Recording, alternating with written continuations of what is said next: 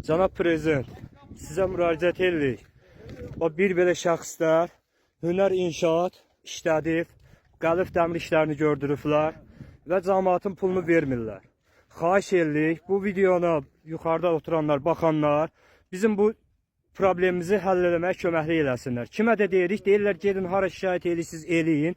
Əgər şikayət eləyəsi olsanız və sizləri atacaq çölə, bizdə də bir qəpik pul yox ki, çıxalın gedəyin evimizə. Xahiş edirik, bizim bu köməkliyi, bizə bir köməklik edin, bizə bir dəstək olun. Deyin ki, bu maşenliklərin əlindən biz canımızı qutaraq. Zəngilanda Cahangirbəyli kəndində, kənd salmadır.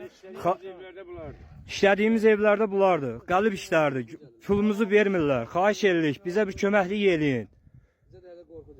Bizə də hədə qorxu gəlirlər, çıxartmaqla hədə qorxu gəlirlər. Yataqxananızı deyir, əlinizdən alacaq, nə bilim, yemək verilməyəcək, polisləri deyir, tökəcək, deyir, sizi deyir, şərliyib çıxardacaq, deyir, elləyəcək ki, deyir, siz almaq, pul almaq əvəzinə və pul verəcəksiniz. Belə şey olar, belə yersiz xanalıq mı olar?